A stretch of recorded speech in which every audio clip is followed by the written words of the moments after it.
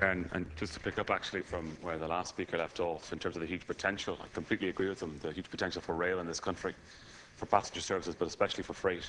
And I hope that this new agency, when it's finally up and running, will have that as a focus as part of its work programme to see how we can expand and improve that area of the transport infrastructure and our economy.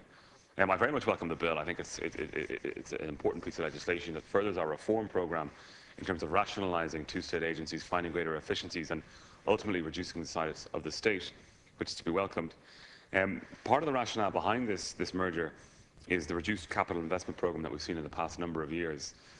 I suppose it's important to take that into account, but it's also important to realise that that won't always be the case, that in the coming years there will be a rationale, a cause, and indeed funding to increase our capital expenditure, and we want to make sure that we have the right resources in place if we're going to do that. So I would just, one sense, caution that we wouldn't lose perhaps the people that we might need in the coming years because the current levels of capital expenditure are so low. And for example, if we look at light rail, I very much think that light rail is the future for Dublin and Dublin City. And I would hate to see that our capacity or our expertise in that area might go because there will be less expenditure once the Lewis Cross City project is finished. I remain to be convinced by Metro North and the Dart Underground. I do think that light rail is the way to go for small medieval cities such as Dublin, and I hope that the new agency will work in that direction.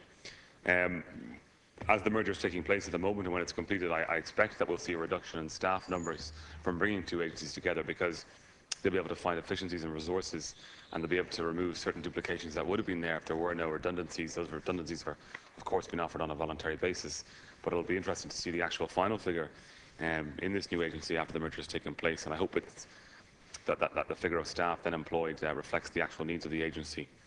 There is a difficulty, of course, when you're merging two agencies such as these and they're still implementing projects. And we're seeing that at the moment in Dublin City. And deputies who come to the Dáil have noticed that the changed traffic management plan around Stephen's Green and Dawson Street and Kildare Street and how it's impacting upon that area.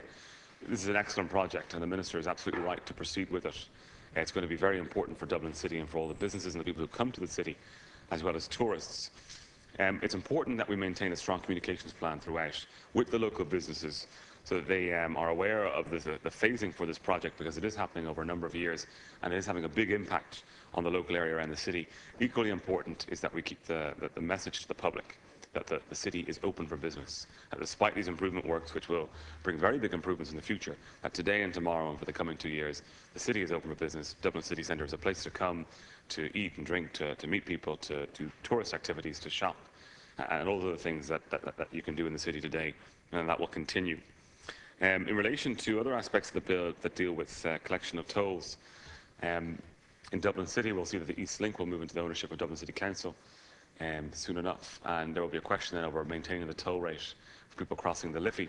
And there are different ways of looking at this. I mean, paying of the toll of the bridge at the moment is an accepted thing, so perhaps it might be foolish to remove that toll. But there should be scope potentially to reduce it. But if the toll is to remain at any level, that funding should be ring-fenced for transport projects. And one I can think of immediately is Dublin Bikes. We are still looking for funding to expand Dublin Bikes south of the canals and north of the canals, north of the Liffey. And it's such a massive improvement to the city of Dublin Bikes. Every bit of money we can spend there will actually save the city money and save individuals money in the long run. So if that toll is to remain, then we should invest that money in projects like Dublin Bikes and in cycling infrastructure, and of course always road maintenance. And just to say on that point as well, with the change in the East Link and the ownership, there should hopefully be scope to reduce the traffic patterns with the Samuel Beckett Bridge, which aren't necessarily convenient to all people who cross the Liffey at that junction. Thank you, Chair. And just the final point I wanted to make, because we're talking about a roads bill, is in relation to the Smarter Transport Bill that I published in 2011, which relates to the use of car clubs and parking on public streets, and the ability of electric vehicles to have electric vehicle designated only parking in electric vehicle charging points, parking places. I understand from the Minister that those regulations are being drafted.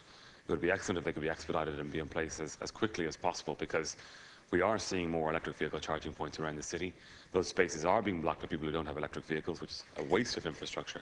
And if we want to continue the rollout of electric vehicles in the city, then we need to really make sure that all our policy and all our bylaws are joined up and make sense in that regard. Thank you, Chair. Thank you very much.